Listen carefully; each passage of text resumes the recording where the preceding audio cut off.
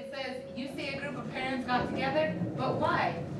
And then, his name is Linus, right? In all the world, Charlie Brown, there is nothing more frightening than the getting together of a group of parents.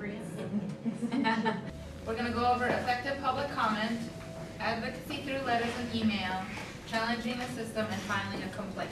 So the things that they say about effective public comments, or public comments in general, is that policies and budget decisions affect us all. And they could be positive or negative. And we always have to remember that even the best decisions can have unintended effects for some people in the community.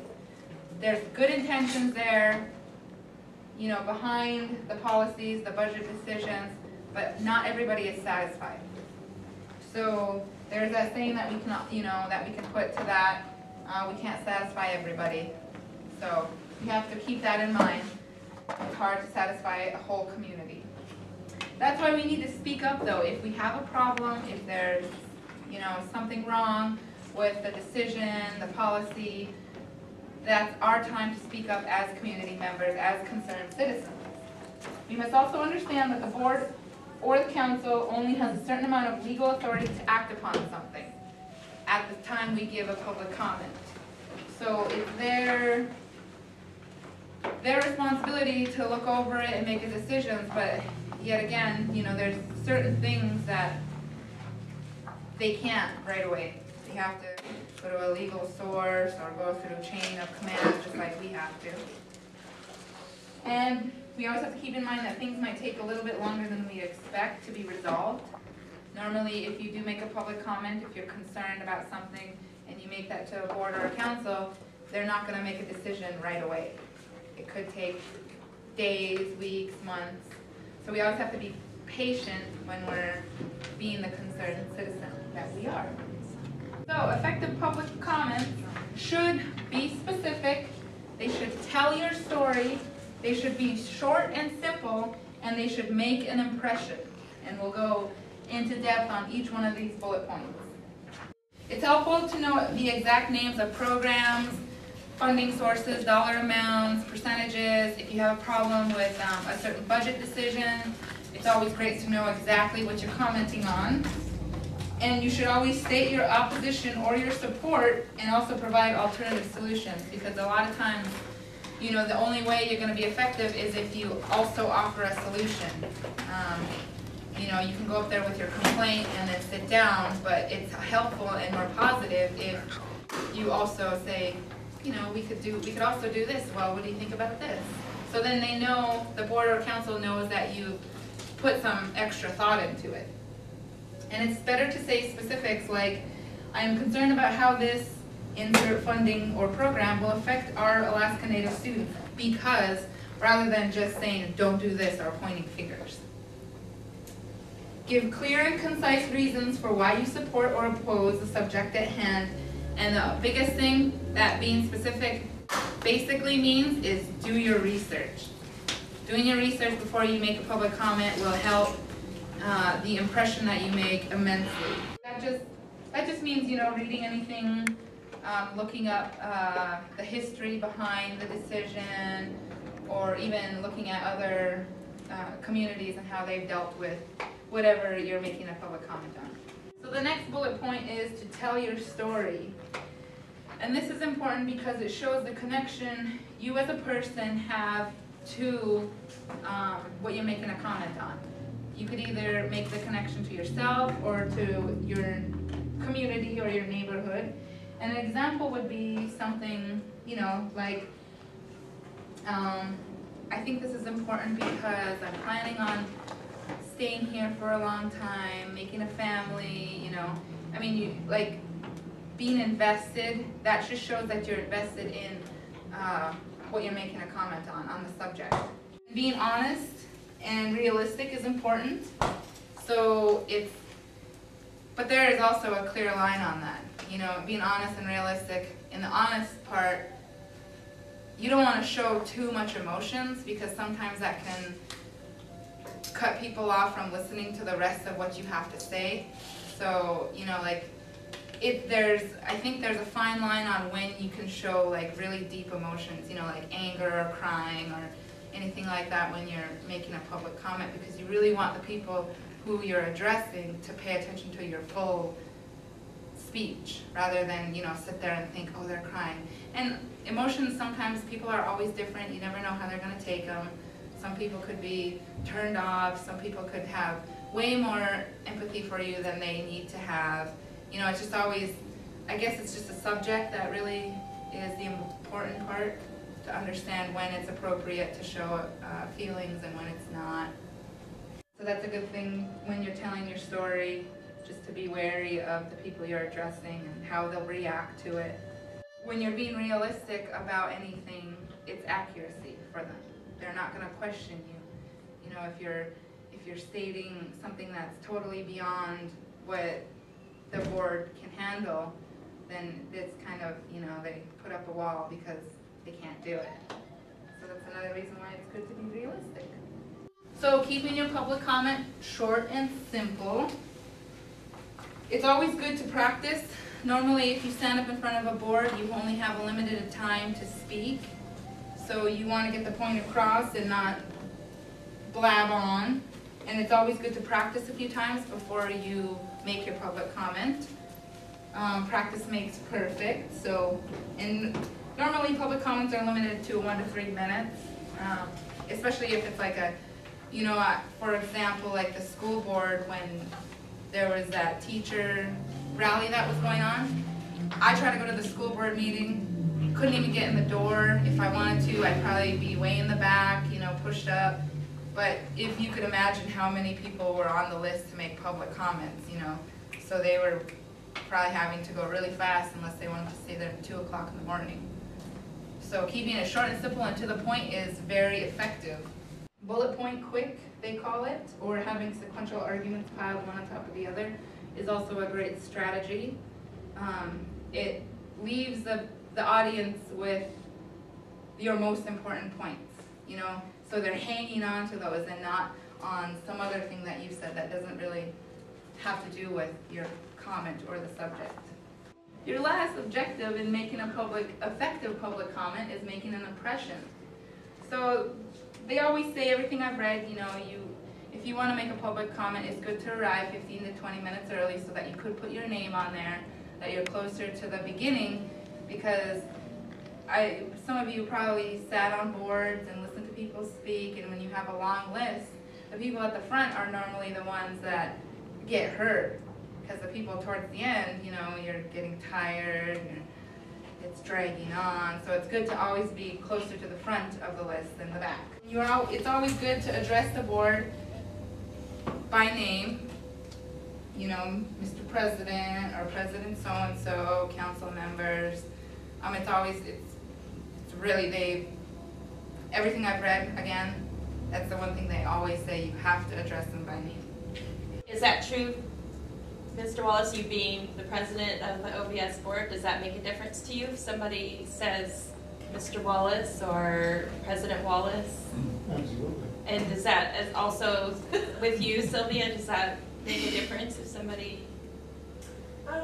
Not to me personally, because, you know, the only time it would bother me is if the president wasn't there and I was running the meeting. And then you would feel like they should address you.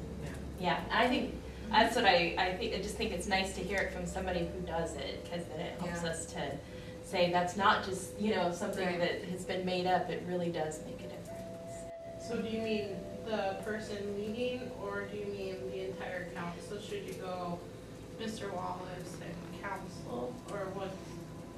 Normally it would be, you know, President Wallace and council members, or, Oh, okay. yeah. You wouldn't have to name them all. Just, Oh, just okay. then your comment would be over. Yeah. You know? State your affiliations, if any, and be organized. That's always a good thing. Dress appropriately, and be polite. It's hard though, especially if being polite is difficult when it's something you're commenting on that touches to the heart, you know. If you're angry or, you know, you're sad about it, it's hard, but it's always good to be polite. The reaction is just better. You have a comment? If you're representing a group, I think one person should speak from the group. I think that that's important because once it's just going to be repetitive and they're not going to hear what you have to say. And I think probably pick the calmest person there is in the room, especially if it's a real volatile issue. Right. I think that's a really good idea. I mean, when you're sitting there listening to comments, I'm sure that some of them are just like, you will roll your eyes and not hear a word they have to say if they start off with, you never, you always, or any of those types of things. And so it's really important. You want to get their ear, here. So if you're polite and you start your comment, they're going to hear what you have to say. What helps Alaska Natives graduate? Like the elements behind it. Family. Supportive family, tutors,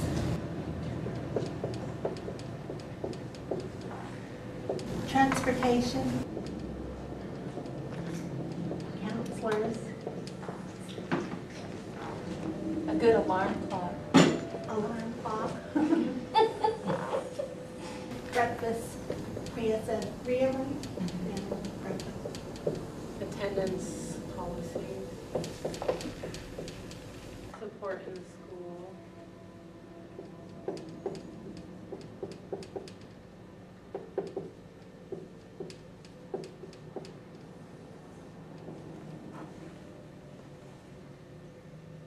I really believe that the tribal council leaders should know who's graduating. They should be vested in their citizens and know who's who in the high school.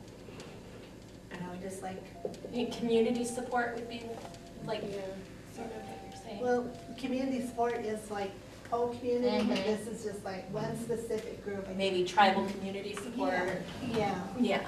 I think that would make kids really go. Oh, yeah. Gosh, President Wallace is interested in Exactly. updated, accurate data.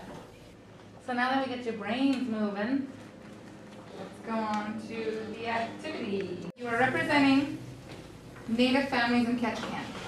You are deeply concerned about the Alaska Native dropout rate from the Ketchikan Gateway Bureau School District.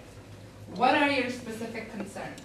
So in your group, write down your own thoughts and then share with your group of 3, come up with an agreement. And the next question is, what evidence from the community indicates that there is a problem? Points of concern specific to you or those you represent. Your story. Hello, Madam President and Board. I'm here today as a student advocate. My name is Charlotte Darrington, and I've been working with youth for the last 8 years. And so I'm here today because we are concerned about students being passed grade to grade without having basic skills necessary to pass their HSTQAs. We are concerned about the current dropout rate and feel we need to address students not at skill level. And we're asking that the board have accurate data in front of them so that they can make informed decisions about this issue. Thank you. Hi, good evening, President Jenny Clay and honorable school board members. My name is Winona Wallace, and I'm representing the community of Saxman. Tonight I come before you because I'm deeply concerned about the 2011 and previous years since 2005 dropout rate of Alaska Natives in grades 8 through 12. We have evidence from a door-to-door campaign of all Native families with students in grades 8 through 12 who are struggling. We're speaking tonight to bring this alarming condition before you. We represent the 385 tribal citizens of our tribal community. In 2005, there were 2 students who left school in early January. In 2007, 3 8th graders struggled as the year went on and dropped out mid-year. In 2009, 4 high school students were not prepared for graduation. And in last year, 1 student found no support and left school in May. When our students fall behind, they have to try to catch up. We want this to be investigated and are willing to share our families' names who are struggling. We ask you to list this high on your priority as a call to action. And we want you to develop a means to advocate and mediate with our students who are suffering. Thank you. Thank you. So now we're going to look at advocacy through letters and email, effective complaints. We all have something to complain about in our lives. And if you would like to do that through letters or email, you should always put yourself in the other person's shoes. Your letter should encourage them to respond positively and be helpful to your complaint. Aggression and confrontation do not encourage a helpful reaction. Those normally just backfire. You know, you go in there with aggression and confrontation, you're going to be met by aggression and confrontation. So most of the time, it only perpetuates anger, like I said, and nothing usually gets done when there's anger. So, for example, when I worked at the school, parents who were mad about something that would happen, that would come in mad, normally nothing ever got done because we would have to not so much defend ourselves, but put up our wall also so that we are not, being yelled at. So it's not very productive. Letters should be concise, authoritative, factual, constructive, and friendly. So in here is an example letter.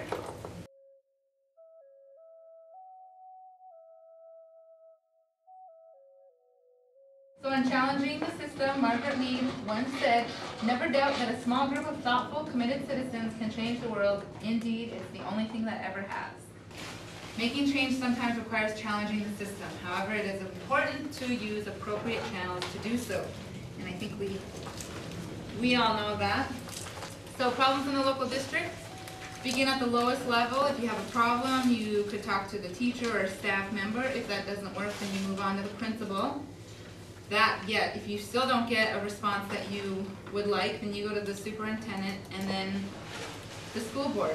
But if you don't get a response from either of those people, you advance to a higher level, and that would be the Alaska Department of Education and Early Development complaint process. And there's actually another, I think it's the last handout in your packet that has the actual complaint form and how you can go about submitting a complaint. And then Federal Offices of Civil Rights, if they again don't respond how you would like. So the KJBSE complaint policies, it says students must be recognized and understood as individuals, each with his or her own unique abilities, social and economic background, ambitions, and educational needs. The programs and services of the district must be designed and executed with this concept in mind. And that comes from Board Policy 5000, and I have a copy, I think it's over there, if anybody would like to take a look at it, but it's 222 pages. The superintendent or designee shall specify procedures for notices or appeals. So in this board policy, it has all of that stuff if you want to take a look. You can find it directly on their website. You just go to kgbsd.org, go to school board, and then it has board policies. But like I said, it's a 222-page policy, but it's great information if you do have a complaint. I've also included the district office contact information in your notes. Robert Boyle is the superintendent. And then the Alaska Department of Education and Early Development. This is their contact information is included as well. So if you know of anybody that has had a problem and has stated before they want to submit a complaint, you're more than welcome to say, "I have the information. I'll work on it with you. Let's get this right." In the Office of Civil Rights, anyone can file a complaint against an educational institution if they feel, they were discriminated against. And it must be done within 180 days of discrimination. It must follow the organization's grievance procedures first. And this is the form that's included in your packet, and it's in the back. And all that information is there for you.